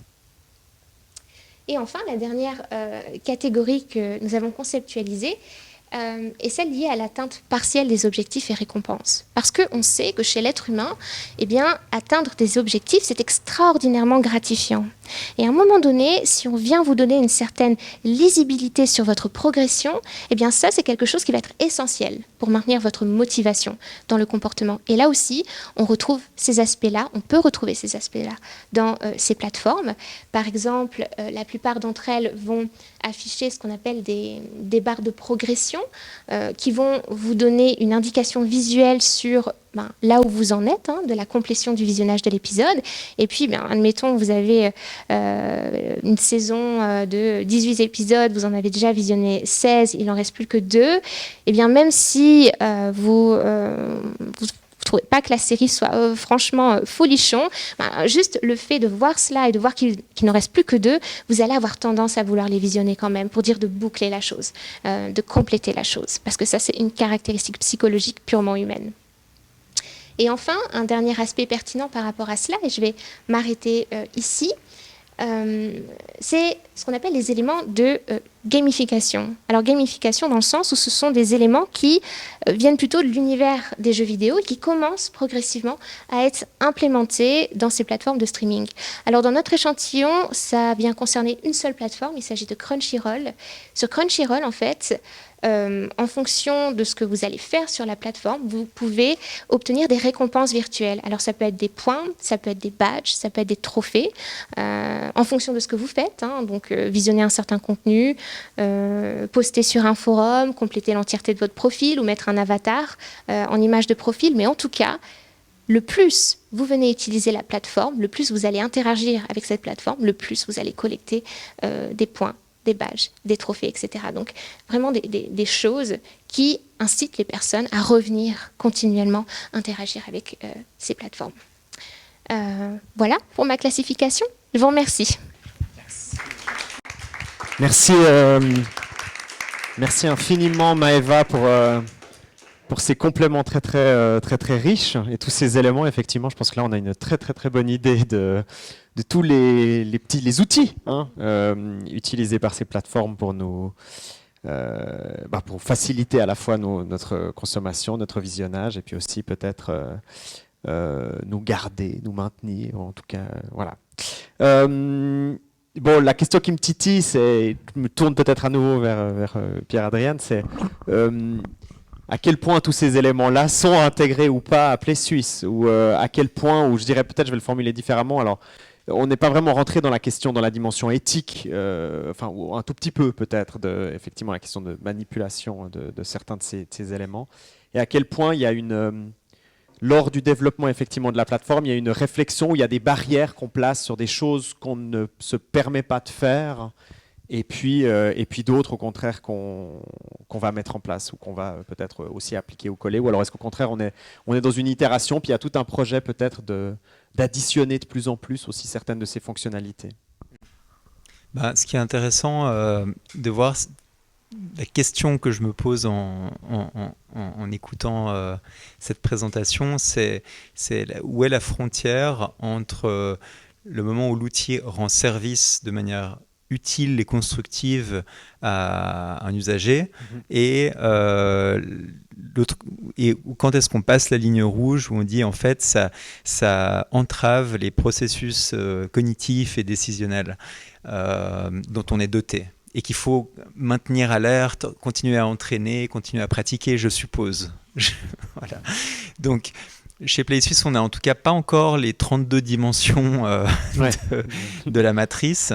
Mais ce qui est important de savoir dans notre développement, surtout qu'on était dans une phase, et on continuerait dans une phase de construction intense, puisqu'on part de rien et on construit une plateforme, il y a ce qu'on appelle en anglais des must-have, savoir ce que les utilisateurs s'attendent à avoir comme fonctionnalité, sans quoi ils trouvent la plateforme décevante et se détournent leur attention. Typiquement, je prenais pour exemple, peut-être pour donner un exemple dans la dimension du projet PlaySuisse par rapport à Netflix, j'étais en 2019 dans une présentation d'une ex-data scientist de Netflix, donc quelqu'un qui travaillait sur les données, les recommandations, et expliquait qu'ils étaient à l'époque une équipe de 280 scientifiques des données, data scientists. Chez PlaySuisse, 2 ans après, on est 2 data scientists. Voilà, donc juste par rapport à voir ce qu'on peut faire et tout. Donc, c'est clair qu'ils peuvent tester énormément de choses. Maintenant, dans ces must-have, dans ces incontournables, il y a quand même des éléments comme par exemple la liste de favoris, de la même façon, ou bien ce qu'on appelle le continue watching, la poursuite de lecture, parce que simplement, même quand on utilise un livre, on met un marque-page et on le classe, on le range à un endroit où on sait qu'on va le retrouver. On ne le lance pas au milieu d'une pile et puis on doit passer un quart d'heure à le rechercher. Donc en fait, ça, c'est des outils, on va dire, qui sont complètement attendus et pour lesquels on a des attentes fortes des utilisateurs et utilisatrices. Et ces must-have, c'est à travers peut-être des questionnaires à un certain public que vous les obtenez, ou bien vous partez du principe que vraiment... Alors il y a des hypothèses quand même assez fortes sur de bon sens, de dire voilà, comment est-ce qu'on peut retrouver ou récupérer ce qu'on a laissé en cours de route, etc. Et ensuite, c'est clair qu'assez rapidement, à partir du moment où on a lancé la plateforme, on a des demandes des utilisateurs. D'accord. Et typiquement, une demande récurrente qu'on a actuellement, qui est très intéressante pour nous, c'est que les gens veulent pouvoir filtrer les vidéos par langage d'origine de la vidéo. Ils disent, je veux voir que ce qu'il y a en français du catalogue PlaySuisse. Et en fait, nous, on refuse de le faire parce qu'on veut promouvoir la cohésion, c'est-à-dire qu'on veut faire en sorte que le processus décisionnel d'un utilisateur ne soit pas basé sur la langue, mais soit basé sur la thématique ou l'intérêt pour le contenu potentiellement. Il peut toujours décider c'est toujours écrit, la langue du contenu, la langue originale, mais c'est pas quelque chose on n'a pas envie en tout cas, proposer cette solution de filtrage parce qu'on pense que ça interviendrait avec un des buts fondamentaux de la plateforme qui est de promouvoir la cohésion culturelle. Voilà. Donc c'est un exemple de fonctionnalité qui est demandée par les utilisateurs mais qu'on va pas forcément donner telle qu'elle. Maintenant, il y a des fonctionnalités qu'on a développées, beaucoup de celles qu'on a vues, notamment, je pense à l'autoplay. L'autoplay, pour nous, on sait qu'on a plus de difficultés que Netflix à maintenir les utilisateurs parce que simplement on a une richesse de contenu moins importante, un catalogue beaucoup plus confidentiel et aussi des contenus qui sont peut-être moins prônes à la fidélisation. Ouais. Donc le fait de pouvoir exposer à un utilisateur, c'est-à-dire de ne pas le renvoyer à la page d'accueil pour qu'il ait besoin de re-rentrer dans la série et recliquer sur l'épisode suivant, quelque part, ça va effectivement nous permettre de maintenir un niveau d'engagement. Mais un point intéressant, c'est que contrairement à Netflix, quand on a défini le temps, c'est-à-dire que le temps d'utilisation de l'autoplay, je crois qu'il est beaucoup plus long sur Play Suisse et surtout, il y avait cette question de est-ce qu'il faut cliquer pour skipper le générique ou pas. Et en fait, nous, dans une démarche culturelle, on a dit qu'il fallait pouvoir laisser aux gens la possibilité de regarder le générique parce que simplement, c'est vis-à-vis de nos partenaires, coproducteurs et autres. Bien sûr, ouais. C'est aussi là où apparaissent les sponsors, où apparaissent les noms des producteurs. Donc voilà, on a une réflexion comme ça qui est peut-être aussi un petit peu biaisée par le côté service public, le côté partenaire culturel, le côté on est gratuit aussi. On n'est pas gratuit, on est déjà payé par la redevance, c'est pas pareil, mais on est sur le budget de la SSR et donc notre budget annuel n'est pas indexé sur le temps de consommation, le nombre d'abonnés. Ouais. Voilà, donc ça c'est quand même un point important. Vous êtes libre, de ces, voilà. De ces logiques. Donc voilà, pas mal de ces fonctionnalités qui sont présentes. Je séparais simplement effectivement ces must-have, ces choses, ces fonctionnalités qui sont attendues, demandées pour une facilité d'utilisation et celles qui sont là. Et peut-être qu'on en a, par exemple, on joue aussi un petit peu avec le côté engagement. On a introduit les notifications push il n'y a pas très longtemps. C'est un petit peu aussi une manière de faire ce qu'on appelle de la réactivation, parce qu'on a beaucoup d'utilisateurs qui viennent pour un film, une série, et puis qui délaissent la plateforme au profit de Netflix, de YouTube, etc., qui sont des réflexes tellement ancrés.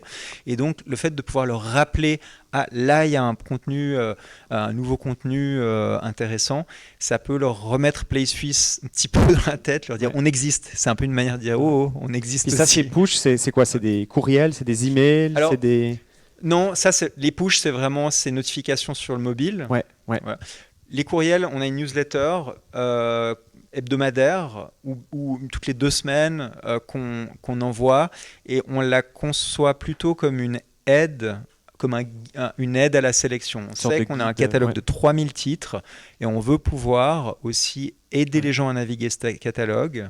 La recommandation, je la considère aussi comme une aide parce que si on se fie uniquement à ce qu'il y a à la surface et on sait que les gens naviguent vraiment peu dans le catalogue, mais regarde la homepage et puis basta.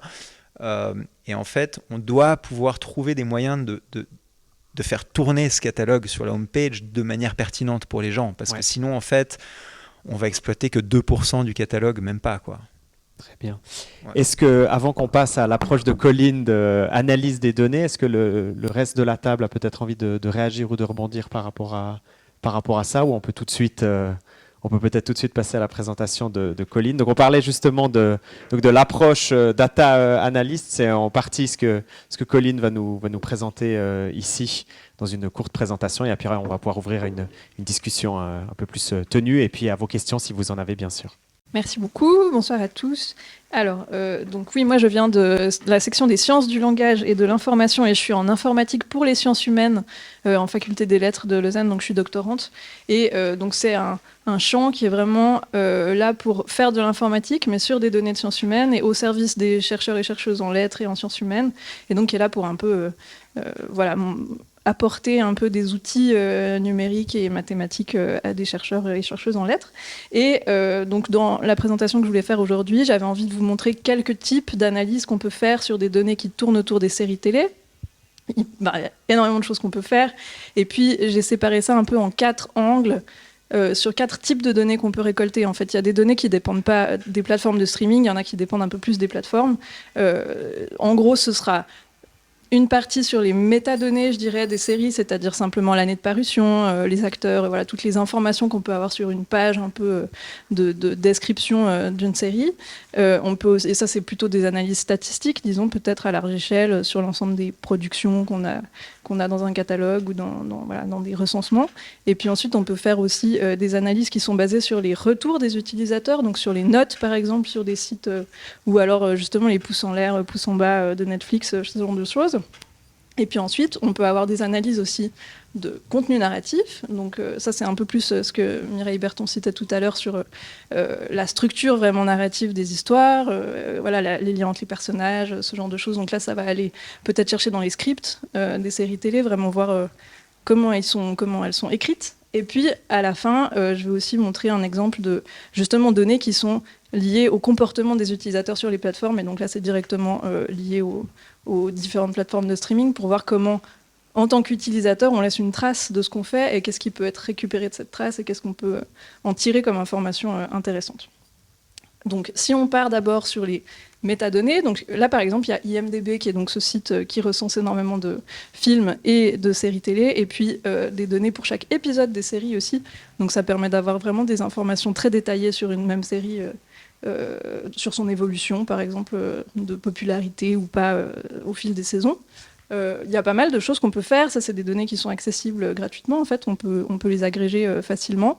Donc, on peut, par exemple, voir simplement la quantité de nouvelles séries qui sortent chaque année, voir qu'il y a vraiment une ascension assez fulgurante depuis les années 2000. Donc, forcément, qu'il y a un lien aussi avec les plateformes de streaming. Il y a le fait que ça redescend un peu. Je me suis demandé si c'était peut-être lié au fait qu'il y a cette surproduction maintenant et qu'on s'en rend un peu compte et qu'on commence à, à plafonner un peu, j'imagine, au niveau du public qu'on peut espérer atteindre. Je vais quand même passer, je pense, assez vite sur les graphes et puis on pourra toujours y revenir dans la partie discussion si jamais ça intéresse. On peut aussi faire une fragmentation par genre, parce que IMDb a des catégories pour taguer les différentes séries. Donc on peut voir, ça c'est simplement l'évolution des genres entre les années 90 et puis les années 2010, à savoir que est tagué série télé sur IMDb aussi tout ce qui est épisodique, donc simplement, je sais pas, Cauchemar en cuisine et toutes ces séries qu'on trouve sur les chaînes de télévision sont aussi taguées comme des séries télé. C'est pour ça qu'on a un énorme essor de la télé-réalité depuis les années 90 jusqu'à aujourd'hui et que ça a l'air de prendre le pas sur tous les autres genres, mais c'est un petit peu biaisé par cette catégorisation IMDb, disons. Mais ce genre de données, ça peut permettre aussi à des producteurs de sentir un peu les tendances et de voir qu'est-ce qui fonctionne mieux pendant différentes périodes de l'année ou bien d'une année à l'autre, et voilà, à quel moment sortir sa série, sur quoi est-ce qu'il faut qu'on se base si on veut être à la mode. Voilà, ça donne des informations statistiques qui peuvent être intéressantes à différents niveaux. Et puis, on peut aussi faire des recherches sur les personnages, donc sur les acteurs en fait. Et puis, ça peut permettre de répondre aussi à des questions un peu sociologique, sociétale, du type est-ce que c'est vrai qu'on demande souvent aux actrices d'être plus jeunes que les acteurs dans les rôles importants?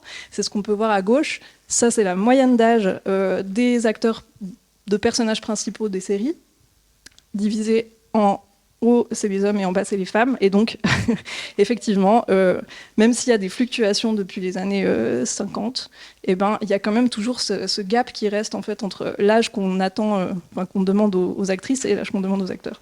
Et il n'a pas vraiment l'air de se resserrer tant que ça, malgré ce qu'on pourrait espérer. Jusqu'à aujourd'hui. Et puis à droite, c'est la question de la distribution justement du nombre de séries dont le personnage principal est masculin par rapport au nombre de séries dont le personnage principal est féminin. Et puis on voit que si on regarde sur le nombre d'épisodes, donc en haut, on a l'impression qu'on est en train d'arriver à une parité 50-50 entre la visibilité des hommes et la visibilité des femmes en tant que personnages principaux des séries. C'est beaucoup moins vrai quand on regarde directement par série télé. Donc le graphe d'en bas, on voit qu'on a encore un peu de mal à rattraper le milieu de la courbe. Donc on n'est pas du tout à 50-50. Et ça s'explique effectivement en partie par le fait que souvent, on constate que les séries qui mettent en valeur des femmes ont plus d'épisodes que les séries qui mettent en valeur des hommes. Et donc, si on regarde juste au niveau des épisodes, on a l'impression qu'on est bien répartis, mais ce n'est pas du tout le cas au niveau des séries.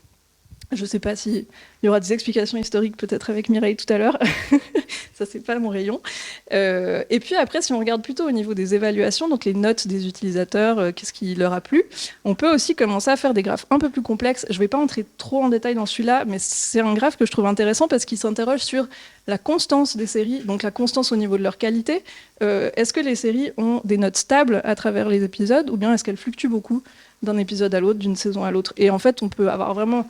Là, il y a énormément de séries qui sont présentées, donc j'en ai juste identifié 4 pour qu'on puisse les voir un peu mieux.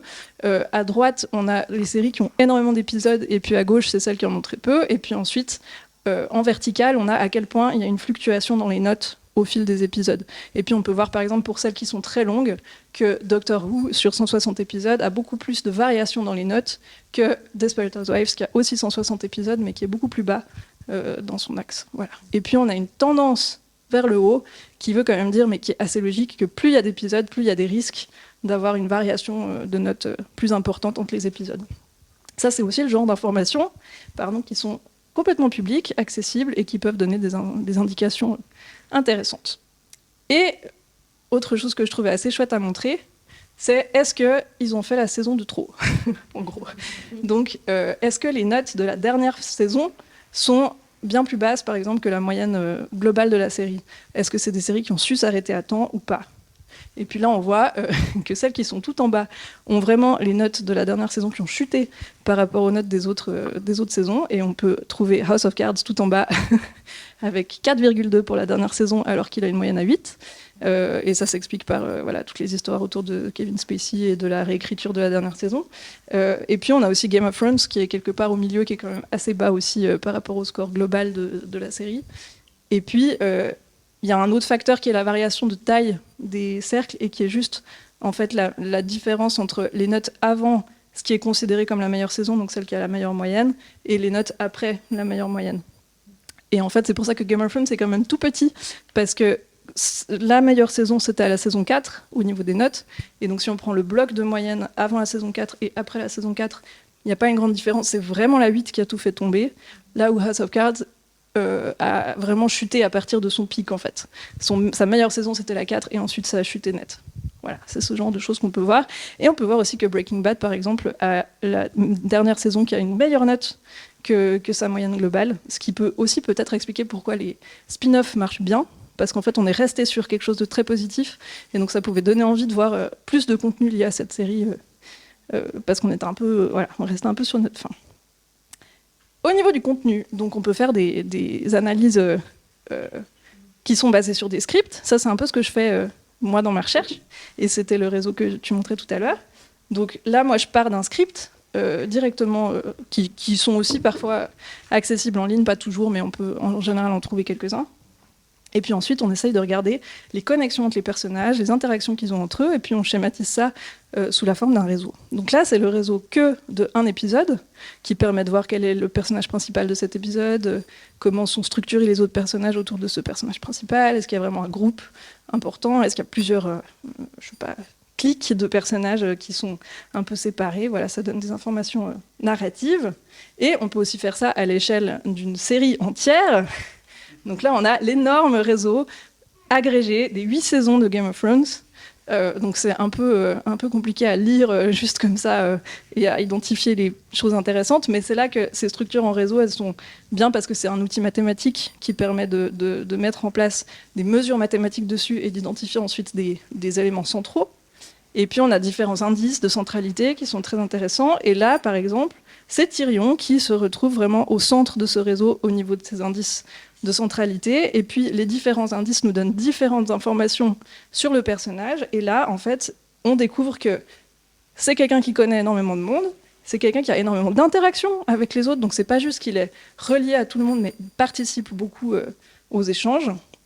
Il est aussi connecté à d'autres personnages qui sont eux-mêmes très importants. Et c'est un pont entre des communautés qui sont assez séparées entre elles. Donc c'est un personnage central aussi à ce niveau-là. Et puis on peut aussi séparer les réseaux par saison pour voir l'évolution d'une saison à l'autre et se rendre compte à quel point la saison 8 est construite différemment des autres saisons au niveau scénaristique.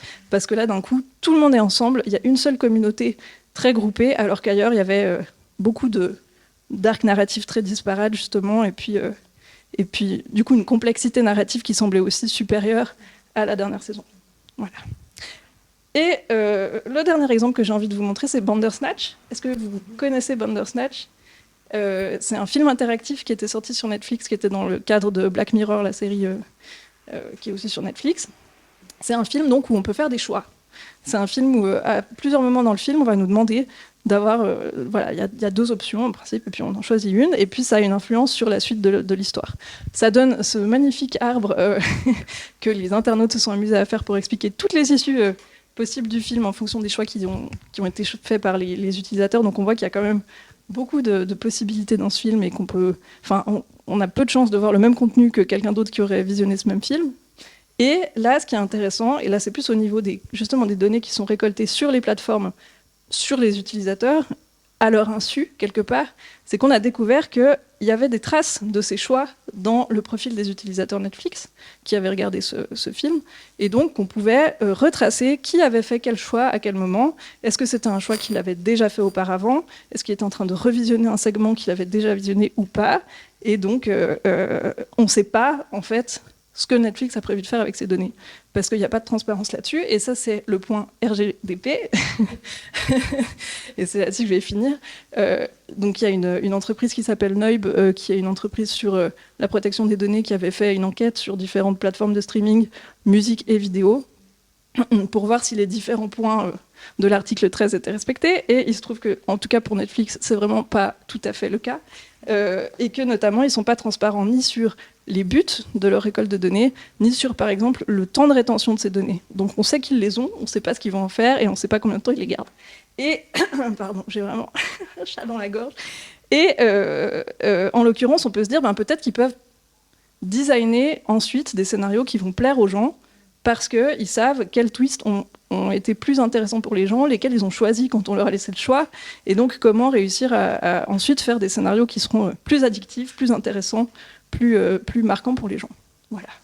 Donc c'était un petit panorama des données, et puis je reviens à ma place.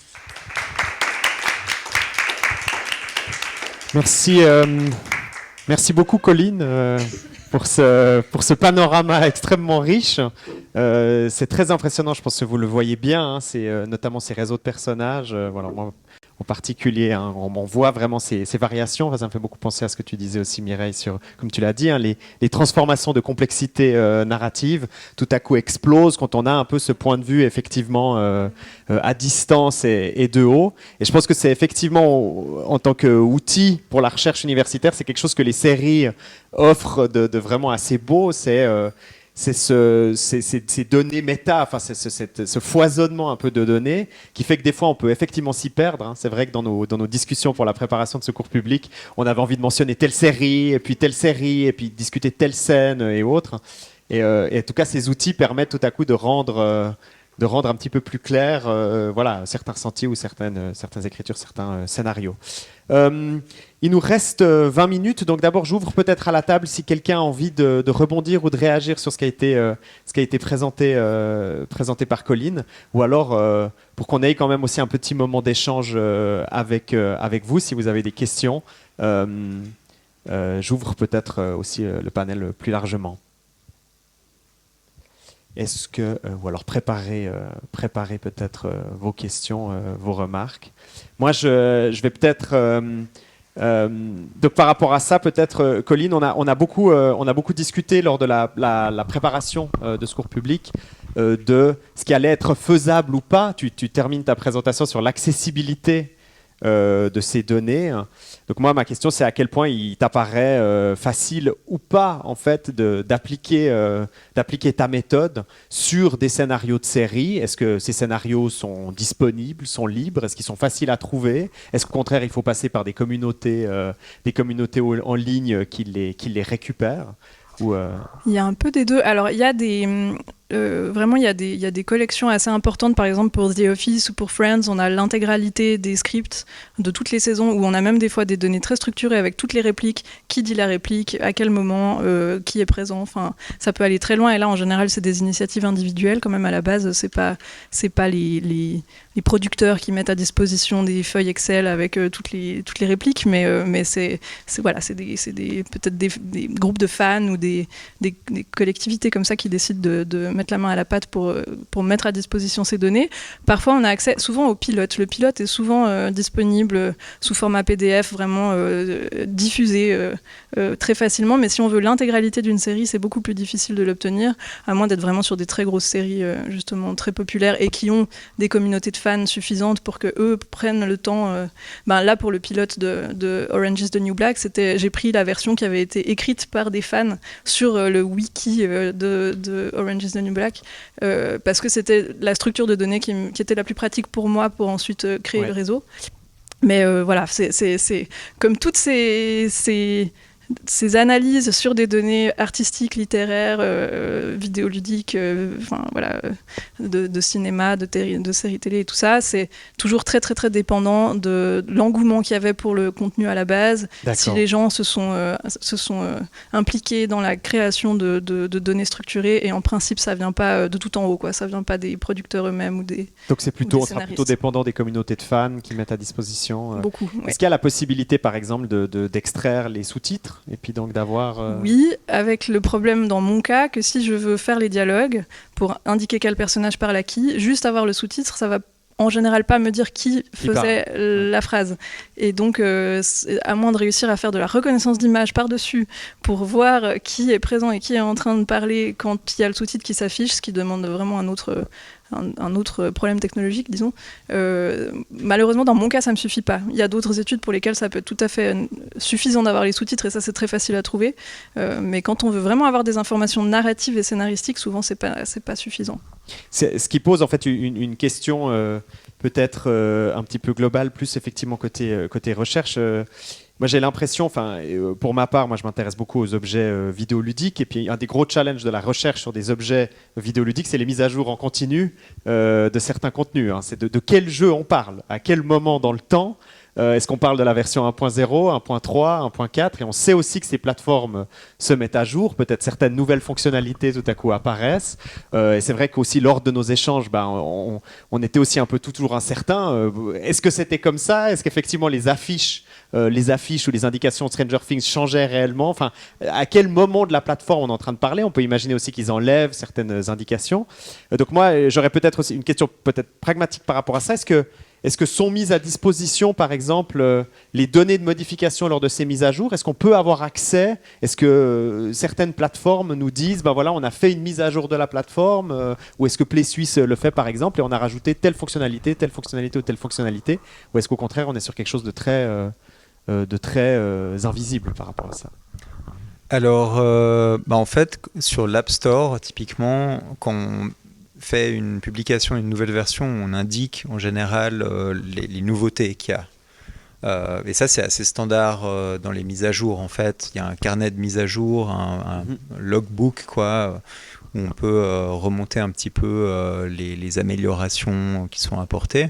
Après, il y a des choses un petit peu, on va dire, un peu de sous le radar, des bug fixing, des choses, voilà. Oui, mais les grandes fonctionnalités, c'est vrai qu'on va quand même les indiquer, quoi.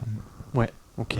Et ça, vous les indiquez sous la forme d'une liste à vos utilisateurs. En fait, c'est marqué si on va dans l'App Store. Non, alors ça nous arrive dans la newsletter, c'est plutôt quand on a des choses qui intéressent le grand public. Typiquement, on est sur tel ou tel nouvelle télé connectée. On va publier une app pour Samsung TV alors qu'on n'était pas dessus avant. Ouais. Voilà, ça, c'est des choses, on va dire, qui intéressent la communauté.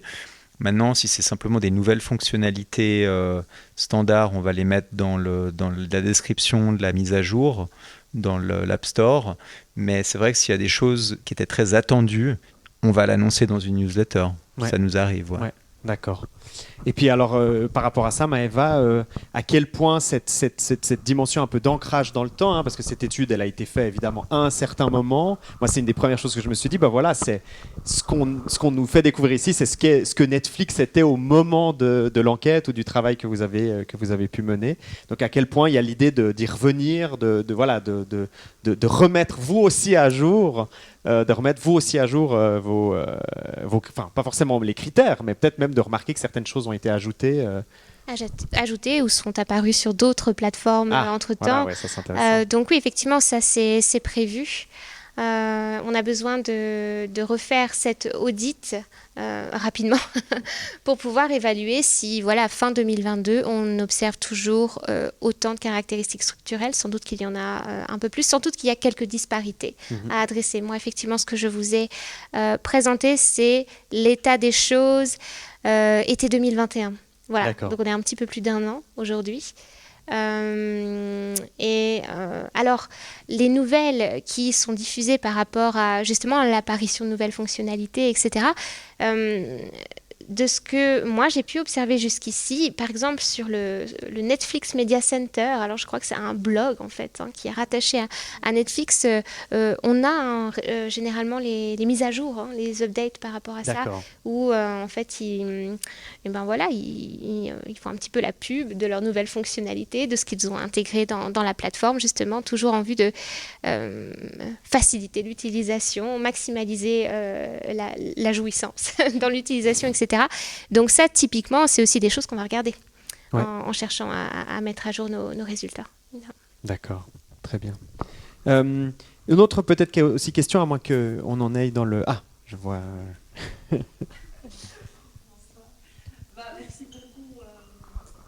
Merci beaucoup pour ce panorama, ces interventions extrêmement riches et puis voilà, plein de questions, plein de discussions. J'ai peut-être 2 questions pour commencer. Une qui est un peu transversale et puis qui touche à la question des métiers finalement qui sont impliqués dans cette nouvelle télévision des plateformes. Parce que bon, on sait, on a beaucoup parlé des writers' rooms et puis voilà, un peu des nouvelles modes de production des séries, mais c'est vrai que vous avez mentionné avant, Monsieur Hirley, les data scientists, et puis je me suis dit, mais en fait, est-ce qu'il y a aussi des psychologues qui en fait sont impliqués dans l'analyse justement des comportements des publics? Donc ça serait un peu ma première question. Est-ce que vous avez des informations là-dessus sur finalement quelles sont les équipes derrière qui gèrent ces plateformes? Et puis la deuxième question, elle porte plutôt sur quand même le modèle économique qu'on connaît aussi un tout petit peu, mais c'est vrai que j'étais frappée dans la présentation de tous ces outils qui nous captent, que je connais mais dont je n'avais pas vraiment pris la mesure ou la conscience vraiment de la diversité aussi de toutes ces petites choses impliquées ou appliquées pour que je reste sur la plateforme. Donc je me suis demandé si vous avez aussi réfléchi du coup sur qu'est-ce que ça veut dire par rapport au modèle économique qui est finalement derrière toutes ces nouveautés ou toutes ces justement modes de visionnement, parce que bon, évidemment, et puis d'ailleurs là maintenant c'est peut-être d'autant plus intéressant parce que Netflix réfléchit, je crois, à introduire la publicité à nouveau, alors que jusqu'à maintenant c'était que l'abonnement, et puis donc on se dit oui, mais l'abonnement, ce qui est important, c'est que je reviens, mais c'est peut-être pas que je reste 10 heures sur la plateforme. Donc est-ce que là, quand même, il y a un peu des évolutions justement aussi dans la manière que le modèle économique était envisagé par rapport à cette évolution du binge-watching qui semble s'impliquer ou s'imposer de plus en plus? Merci. Alors, je peux peut-être essayer de commencer à répondre à ces questions, puis je vois ensuite si les autres intervenants veulent apporter quelque chose. Au niveau des équipes de chercheurs qui peuvent être mobilisées pour ces grandes plateformes, on peut imaginer qu'il y a des psychologues qui doivent travailler pour Netflix. Moi, j'ai pas d'informations par rapport à cela. Par pure curiosité, il y a de cela, je crois, 2 ou 3 mois, j'ai été aller voir leur portail emploi pour voir justement quel type de chercheurs ils recherchaient. Et ce que j'ai surtout vu, c'est ces fameux data scientists qu'on recherche avec des capacités, des aptitudes pour faire du machine learning, ce genre de choses. Je n'ai pas vu de spécifications par rapport à psychologie cognitive, etc. Mais on peut vraiment imaginer qu'ils doivent quand même avoir un certain nombre d'experts quand même dans leurs équipes pour mobiliser ces aspects-là. C'est vrai que nous, la démarche qu'on a eue dans le travail que j'ai pu présenter, c'est quelque part un peu une démarche d'ingénierie inverse. Hein. On est venu essayer de déconstruire tout ce qu'ils mettent en place pour essayer de comprendre sur le plan psychologique, purement psychologique, ce que ça vient impliquer. Alors je sais qu'il y a quelques années de cela, ils avaient un petit peu, mais c'était marketing, hein, on a vraiment ce problème de la transparence, j'ai l'impression, avec Netflix, c'est pas très clair sur ce qu'ils font, mais ils avaient communiqué justement sur des fameux laboratoires qui existaient chez Netflix, où en fait, ils recrutaient des personnes pour tester leur série télé avec carrément des capteurs, hein, des techniques d'électroencéphalographie, ce genre de choses, quoi. Donc c'était vraiment... Mais maintenant, voilà, quel est le départage à faire entre la communication, l'aspect un petit peu marketing et ce qui se passe vraiment là-bas? Ça, j'ai malheureusement peu d'informations à vous apporter. Maintenant, en termes de modèle économique, peut-être que c'est quelque chose sur lequel tu peux... Vous peut-être? Moi, je peux parler des métiers peut-être. La première question, les métiers, donc illustrer ma réponse avec comment ça fonctionne chez Play Suisse, qui est peut-être une image un petit peu réduite de ce qui se passe dans les grandes plateformes, mais moi, on a 3 équipes, enfin j'ai trois grandes équipes qui... il y a une équipe produit. Donc, ce qu'on appelle l'équipe produit, c'est le développement vraiment de la plateforme en tant qu'outil technique. Et là, il y a des sous-équipes. Et typiquement, il y a tout ce qui est infrastructure. Donc, c'est l'organisation de l'infrastructure technique. Il y a ce qu'on appelle le front-end, c'est le développement des applications. Donc, c'est vraiment les applications avec lesquelles on interagit directement. C'est la face de l'interface. Il y a l'équipe data et analyse qui s'occupe vraiment du traitement de la donnée, de rendre la donnée lisible et analysable et de la rendre à l'utilisateur à travers la recommandation ou la personnalisation, puisque la seule raison pour laquelle on capte la donnée, c'est pour la rendre d'une certaine manière à travers soit la recommandation, soit simplement une analyse qu'on peut en faire pour nous aider à mieux choisir les contenus. Donc finalement, il y a un retour toujours de ce qu'on nous donne. Et puis, dans cette équipe, très important, il y a une équipe, ce qu'on appelle UX, c'est User Experience. C'est une équipe qui va faire principalement de la recherche sur comment notre application est utilisée ou comment les utilisateurs voudraient qu'elle soit. Et en fait, on a un cycle de développement qui utilise beaucoup la recherche. On fait de la recherche sur les besoins, on développe des prototypes, on les teste, on les affine, on apprend de ces recherches et ensuite seulement on les développe. Et quand on les développe, on mesure l'impact que ça a sur l'objectif qu'on voulait remplir avec cette fonctionnalité. Donc typiquement, si on développe une fonctionnalité de partage, on va mesurer dans quelle mesure le partage a converti vers des nouveaux comptes ou vers des... Voilà. Donc tout ça, c'est fait par cette unité User Experience et qui a aussi des designers dedans. Donc, parce qu'il faut faire ses prototypes et designer les nouvelles fonctionnalités avant qu'elles soient développées. Ça, c'est l'équipe produit. Ensuite, il y a l'équipe contenu et programmation, donc qui va simplement construire le catalogue, qui va libérer les droits s'il le faut. Donc, il y a une dimension d'acquisition qui va préparer les publications, les workflows, qui va amener les contenus d'un point A à un point B, les métadonnées, les descriptions, les sous-titres, les audits de sous-titres, voilà, tout ça. Et puis il y a une équipe marketing qui va faire autant le marketing du quotidien sur la présence dans les recherches de manière organique ou payante, qui va travailler sur animer nos réseaux sociaux, sur les campagnes qu'on va faire de notoriété ou pour soutenir des lancements de contenu, ou bien sur des événements comme les festivals avec lesquels on est partenaire. Donc voilà, ça c'est l'équipe marketing et communication. Donc c'est ces 3 grandes équipes et c'est un peu les métiers d'une plateforme de streaming. Et puis pour les psychologues, c'est vrai que moi je serais assez intéressé dans le futur à donner un mandat peut-être à des chercheurs indépendants pour essayer de comprendre de manière l'utilisation de notre plateforme avec un peu de recul. Ça pourrait être intéressant. Ouais. Merci, merci beaucoup pour ces réponses. On a peut-être encore le temps pour une question, s'il y a encore une question, mais ça a déjà été intense, très riche et très généreux, donc je pense que qu'on peut s'arrêter ici. Merci infiniment Mireille, Maëva, Colline et puis Pierre-Adrien pour tous ces échanges et toute cette richesse.